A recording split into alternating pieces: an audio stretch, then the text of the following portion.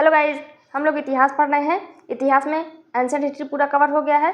Middle history मध्यकालीन भारत पढ़ रहे हैं। मध्यकालीन भारत में आज हम लोगों को पढ़ना है विजयनगर साम्राज्य, और इसके बाद पढ़ेंगे बहमनी साम्राज्य। ठीक है, उसके बाद फिर पढ़ेंगे, उसके बाद पढ़ेंगे मुगल काल, मुगल सल्तनत। ठीक है, फिर बाबर को। चलिए आइए देख लेते हैं विजयनगर साम्राज्य। देखिए इसकी शुरुआत कैसे हुई, कहाँ से हुई, क्यों हुई। देखिए ये है, मान लीजिए इंडिया का मैप। तो ये हो गया नॉर्थ पोर्शन, ये हो गया साउथ पोर्शन, ये हो गया ईस्ट पोर्शन, ये हो गया वेस्ट पोर्शन। ठीक है, तो इसके पहले जब हम लोगों ने पढ़ा था दिल्ली सल्तनत पूरा कवर कर लिए हम। तो दिल्ली सल्तनत में गुलाम वंश, ठीक है, गुलाम वंश के बाद फिर खिलजी वंश। खिलजी वंश में हम लोगों ने पढ़ा था अलाउद्दीन खिलजी के बारे में। तो अलाउद्दीन खिलजी ऐसा शासक था दिल्ली सल्तनत। अब दिल्ली देखिए यहाँ है हरियाणा के पास, ठीक है, हरियाणा यूपी बॉर्डर।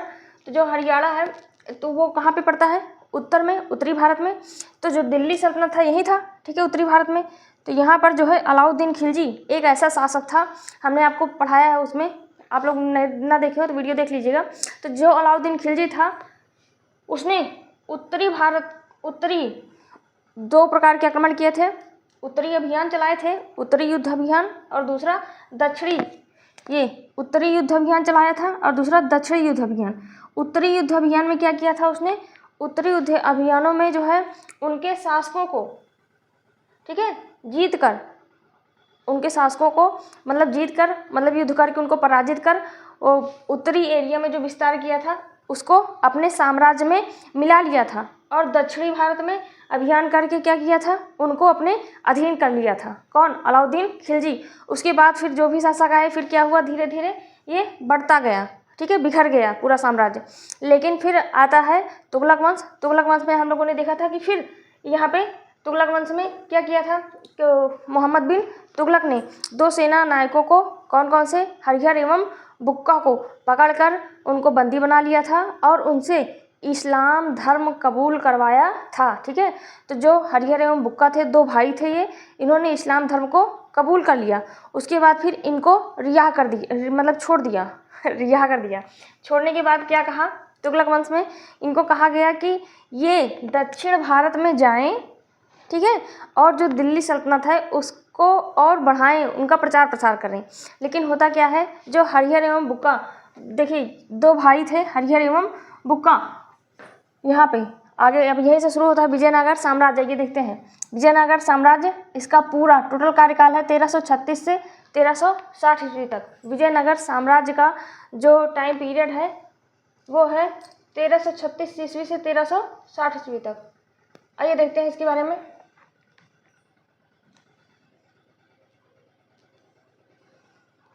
तेरह सौ 36 ईस्वी में हरिहर एवं बुक्का ये दो भाई थे, ठीक है। हरिहर एवं बुक्का ने संत विद्यारण्य एवं श्रृंगेरी के मठाधीश विद्या तीर्थ के आशीर्वाद से विजयनगर की स्थापना की। ठीक है, इस्लाम धर्म तो कबूल कर लिए थे, लेकिन जब ये दक्षिण भारत में आए तो जो संत विद्यारण्य थे, ठीक है, इनके शरण में आते ही ये फिर से हिंदू हो गए, समझ लीजिए। और इन्होंने ही सबसे पहले विजयनगर राज्य की स्थापना की। मान लीजिए ये विजयनगर है, ठीक है, और यहाँ पे कृष्णा नदी है। यहाँ पे कौन सी नदी है, कृष्णा नदी। थोड़ा सा बेसिक समझ लें तब उसको चले। कृष्णा नदी की ही सहायक नदी है एक तुंगभद्रा नदी। यहाँ पे तुंगभद्रा नदी कर्नाटक से निकलती है ना, कर्नाटक देखिए समुद्र तटीय एरिया है पश्चिम में, ठीक है, कर्नाटक हो गया यहाँ पे। उसके बाद ये है यहाँ पे केरल ना, तो ये है यहाँ पे तुंगभद्रा नदी मतलब कर्नाटक, और उसके बाद तेलंगाना, और फिर आंध्र प्रदेश में जाके कृष्णा नदी में मिल जाती है। कृष्णा नदी की एक प्रकार से सहायक नदी है तुंगभद्रा नदी।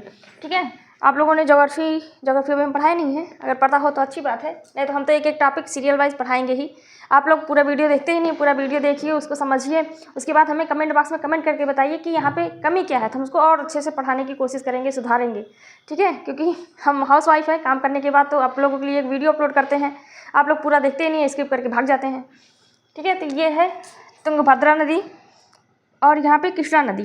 तो और यहाँ पे था बहमनी साम्राज्य और ये है विजयनगर साम्राज्य। ठीक है, तो जो बहमनी साम्राज्य और विजयनगर साम्राज्य, इन दोनों में आपस में हमेशा द्वंद्व, मतलब युद्ध जैसा माहौल बना था। बहमनी साम्राज्य और विजयनगर साम्राज्य में। क्यों? क्योंकि जो विजयनगर साम्राज्य था वो अपना विस्तार करना चाहता था और अपना विस्तार दक्षिण में नहीं कर सकता था क्योंकि दक्षिण में हिंद महासागर था, तो उत्तर में ही करेगा ना। देखिए कृष्णा नदी और तुंगभद्रा नदी दोनों को दो आब क्षेत्र भी कह सकते हैं। दो आब मतलब दो आब मीन्स पानी, दो नदियों के बीच का क्षेत्र हमेशा उपजाऊ क्षेत्र माना जाता है। ठीक है, वहाँ पे अच्छे से विकास किया जा सकता है। तो जो ये थे बहमनी साम्राज्य, यहाँ पे जो बहमनी साम्राज्य था, बहमनी साम्राज्य ये अपना विस्तार करना चाहता था। ये मुस्लिम बाहुल्य क्षेत्र था, मतलब यहाँ पे मुस्लिम शासक रहते थे बहमनी साम्राज्य में। और विजयनगर साम्राज्य हिंदू शासक विजयनगर साम्राज्य में रहते थे। तो विजयनगर साम्राज्य अपने उत्तर में विकास करना चाहता था और बहमनी साम्राज्य अपने दक्षिण में विकास करना चाहता था, क्योंकि ये उत्तर में नहीं कर सकता था। उत्तर में तो ऑलरेडी दिल्ली सल्तनत इस टाइम पीरियड में था, क्योंकि दिल्ली सल्तनत आप लोगों ने सुना है 1206 से 1526 तक पानीपत के प्रथम युद्ध तक चला था। ठीक है, तो ये भी विकास करना अपने दक्षिण में चाहता था, ये उत्तर में। यही था इनके युद्ध जैसा माहौल छिड़ने का मूल कारण। चलिए आइए देख लेते हैं विजयनगर साम्राज्य, उसके बाद हम लोग नेक्स्ट वीडियो में पढ़ेंगे बहमनी साम्राज्य, तो और अच्छे से क्लियर होगा। ठीक है, तो जो हरिहर एवं बुक्का है ये विद्यारण्य के शरण में आके, संत विद्यारण्य जी की शरण में आकर क्या करते हैं, हिंदू धर्म को फिर से अपना लेते हैं और इन्होंने ही विजयनगर साम्राज्य की स्थापना की। इसका आधुनिक नाम हम्पी, जो कि कर्नाटक में है। आप लोगों को पता होगा 50 रुपये के नोट में पीछे किसका चित्र बना हुआ है, हम्पी जो कि कर्नाटक में है। हरिहर एवं बुक्का संगम वंश की स्थापना अपने पिता संगम के नाम पर करते हैं। ठीक है, तो जो ये हरिहर एवं बुक्का हैं ये इन्होंने संगम वंश की स्थापना की थी। विजयनगर साम्राज्य में हमें मूलतः 4 वंश को देखना है। कौन कौन से? संगम वंश, सालू वंश, तुलुव वंश और अराविडु वंश। ठीक है, 4 वंशों को देखना है, लेकिन हम यहाँ पे 2 ही वंश आपको मूल रूप से पढ़ाएंगे, एक संगम वंश और एक तुलुव वंश। ठीक, एकदम इम्पॉर्टेंट ही हम कवर ही करते हैं। चलिए आगे देख लेते हैं। संगम वंश का प्रथम शासक हरिहर प्रथम अनेगुंडी को राजधानी बनाता है। संगम वंश का प्रथम शासक हरिहर प्रथम, वही जो हरिहर बुक्का थे उनके जो पुत्र थे आगे हुए, तो वो हरिहर द्वितीय के नाम से, बुक्का द्वितीय के नाम से जाने गए। तो जो पहले आते हैं उनको प्रथम और जो बाद में फिर से उसी नाम से आते हैं उनको द्वितीय। इतिहासकारों ने ऐसे बना दिया जिससे हम लोगों को पढ़ने में आसानी हो, नहीं तो कन्फ्यूज हो जाएगा ना कि ये वाले हरिहर वो वाले हरिहर। ठीक है, तो हरिहर प्रथम मतलब जो सबसे पहले हरिहर नाम से आते हैं, हरिहर द्वितीय जो दोबारा फिर हरिहर नाम से आएंगे। ठीक है, ऐसे ही पढ़ना है। तो हरिहर प्रथम कहिए चाहे केवल हरिहर कहिए, वही हरिहर एवं बुक्का वाले। इस संगम वंश की स्थापना ही इन दोनों भाइयों ने किया था। हरिहर एवं बुक्का ने विजयनगर साम्राज्य को भी बसाया था इन्होंने। ठीक है, तो हरिहर प्रथम अनेगुंडी को राजधानी बनाया और शासन के 17 साल बाद विजयनगर को अपनी राजधानी बनाते हैं। आगे 1346 ईस्वी में हरिहर प्रथम ने होयसल राज्य को विजयनगर में मिला लिया। ठीक है, उसके बाद फिर 1356 ईस्वी में हरिहर प्रथम की मृत्यु हो जाती है। उसके बाद फिर उसका भाई बुक्का कहिए चाहे बुक्का प्रथम, वो राजा बनता है। उसका जो टाइम पीरियड है वो है 1356 ईस्वी से 1377 ईस्वी तक। बुक्का प्रथम मदुरई जीतकर विजयनगर साम्राज्य में मिला लिया, वैदिक धर्म को प्रोत्साहन दिया एवं इसी उपलक्ष्य में वेद मार्ग प्रतिष्ठापक की उपाधि धारण की। बुक्का ने वेद मार्ग प्रतिष्ठापक की उपाधि धारण की। उसके बाद फिर बुक्का प्रथम के बाद इनका पुत्र, बुक्का प्रथम का पुत्र हरिहर द्वितीय, इनका कार्यकाल आता है 1377 से लेकर 1404 ईस्वी तक। बुक्का प्रथम का पुत्र था हरिहर द्वितीय। इस हरिहर द्वितीय ने महाराजाधिराज की उपाधि धारण की। हरिहर द्वितीय कनारा, मैसूर, त्रिचनापल्ली, कांची आदि प्रदेशों पर विजय प्राप्त की और सबसे बड़ी सफलता पश्चिम के बहमनी साम्राज्य से बेलगांव और गोवा को छीनना था। ठीक है, पश्चिम के बहमनी साम्राज्य से, हमने अभी बताया कि वाद विवाद युद्ध का माहौल हमेशा बना रहता था। ठीक है, तो हरिहर द्वितीय ने ही, इसकी सबसे बड़ी सफलता थी कि पश्चिम के बहमनी राज्य से, अपने दुश्मन वाले एरिया से कह सकते हैं, बहमनी राज्य से बेलगांव और गोवा को छीना था। और हरिहर द्वितीय ने श्रीलंका के राजा से भी, हरिहर द्वितीय एक ऐसा शासक था जिसने श्रीलंका के राजा से भी टैक्स वसूला था। ठीक है, आगे फिर 1404 में हरिहर द्वितीय की मृत्यु हो जाती है। फिर हरिहर द्वितीय के बाद उसका पुत्र विरूपाक्ष प्रथम राजा बनता है। ठीक है, फिर विरूपाक्ष प्रथम राजा बनता है, लेकिन विरूपाक्ष प्रथम को उसी के दूसरे पुत्र बुक्का द्वितीय ने उसको उसके पद से हटा दिया। जब बुक्का द्वितीय ने उसको पद से हटाया तो बुक्का द्वितीय को भी, जो विरूपाक्ष प्रथम के समर्थक थे, उन्होंने फिर उसको भी उसके पद से हटा दिया। उसके बाद आते हैं अगला शासक देवराय प्रथम, जो कि बुक्का द्वितीय के पुत्र थे। ठीक है, देवराय प्रथम यहाँ से पढ़ते हैं। देवराय प्रथम का टाइम पीरियड है 1406 से 1422 ईस्वी तक। देवराय प्रथम बहमनी सुल्तान फिरोज शाह के आक्रमण का सामना करना पड़ा इसे। देवराय प्रथम को बहमनी साम्राज्य फिरोज शाह के आक्रमण का सामना करना पड़ा। देवराय प्रथम इसमें पराजित हो गया। ठीक है, देवराय प्रथम पराजित हो गया और उसने बहमनी के साम्राज्य फिरोज शाह को से अपनी पुत्री का विवाह करा दिया। आगे ये बहुत इंपॉर्टेंट है, यहाँ पे इंपॉर्टेंट पॉइंट, इसको याद रखिएगा। राज्य में सिंचाई की सुविधा के लिए तुंगभद्रा नदी पर बांध बनाकर नहरें निकलवाई। ये याद रखिएगा कि राज्य में सिंचाई की सुविधा के लिए तुंगभद्रा नदी पर बांध बनाकर, तुंगभद्रा नदी पर बांध सबसे पहले किसने बनाया था, किसने बनवाया था, देवराय प्रथम ने। ठीक है, बांध बनवाकर नहरें निकलवाई।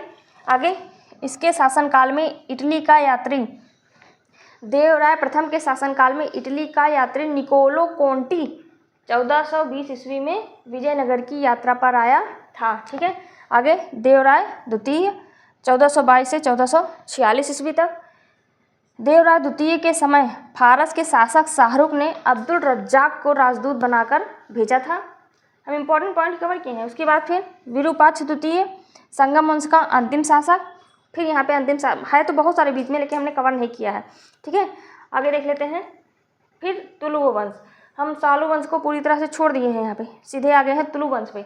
तुलुव वंश में कृष्णदेव राय, इनका टाइम पीरियड है 1509 से 1529। देखिए, जब भी हम इतिहास पढ़ें ना तो कोशिश करें, ये तो जरूरी है नहीं कि जैसे मुगल साम्राज्य पढ़ेंगे तो वहीं पे ही घटना होगी। ठीक है, तो एक घटना से हमें दूसरी घटना अगर जोड़ कर पढ़ेंगे तो हमें और अच्छे से समझ में आएगा और जल्दी से याद भी होगा। ठीक है, तो कृष्णदेव राय 1509 से 1529। अब देखिए, जो पानीपत का प्रथम युद्ध लड़ा गया था, कब लड़ा गया था, 1526 ईस्वी में। पानीपत का प्रथम युद्ध 1526 ईस्वी में आप लोगों ने पढ़ा है ना। तो देखिए इसी के बीच में है, 1509 से 1529 के बीच में, तो मतलब बाबर का टाइम पीरियड उस समय था, कृष्णदेव राय के समय। आगे देख लेते हैं। बाबर ने अपनी आत्मकथा तुझके बाबरी कहिए चाहे बाबरनामा कहिए, ठीक है, दोनों अलग अलग नाम हैं लेकिन है एक ही चीज़, तुजुक ए बाबरी बाबर की आत्मकथा और बाबरनामा बाबर की आत्मकथा। हम जब छोटे थे ना बहुत कन्फ्यूज होते थे दोनों में। देखिए, बाबरनामा में कृष्णदेव राय ने सर्वाधिक शक्तिशाली शासक बताया है। कृष्णदेव राय को बाबर ने अपनी आत्मकथा बाबरनामा में सर्वाधिक शक्तिशाली राजा बताया है कृष्णदेव राय को।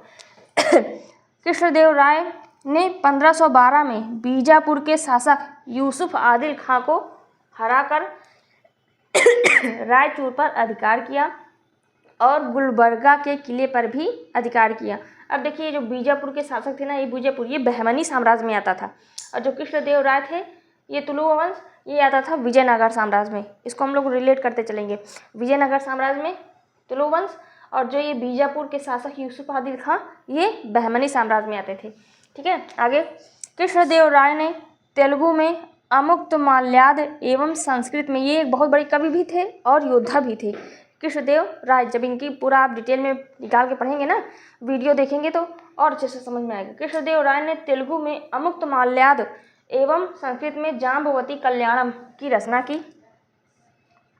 इन्होंने कृष्णदेव राय ने आंध्र भोज, अभिनव भोज, आंध्र पितामह आदि की उपाधि भी धारण की। कृष्णदेव राय के समय पुर्तगाली यात्री डोमिगोस पायस और बारबोसा विजयनगर साम्राज्य आए थे। उड़ीसा के गजपति शासक प्रताप रुद्र देव को प्रताप रुद्रदेव को कृष्णदेव राय ने युद्ध में 4 बार पराजित किया था। ठीक है, कितनी बार? 4 बार युद्ध किया और 4 के चारों बार लगातार उनको पराजित किया। ये लगभग जितने भी युद्ध लड़े थे उसमें सब में ये विजयी हुए थे कृष्णदेव राय जी। ठीक है, इनके दरबार में तेलुगु साहित्य के 8 सर्वश्रेष्ठ कवि थे। ये भी एक महान कवि थे क्योंकि इन्होंने तेलुगु में भी रचना की है और संस्कृत में भी एक पुस्तक लिखी है। ठीक है, और इनके दरबार में तेलुगु साहित्य के 8 सर्वश्रेष्ठ कवि थे जिन्हें अष्टदिग्गज कहा जाता था। कृष्णदेव राय के ही दरबार में तेनालीराम का नाम आप लोगों ने सुना होगा, वे भी रहते थे। उन्हीं अष्टदिग्गजों में से एक थे तेनालीराम। ठीक है, और इसी अष्टदिग्गज में तेनालीराम भी रहते थे।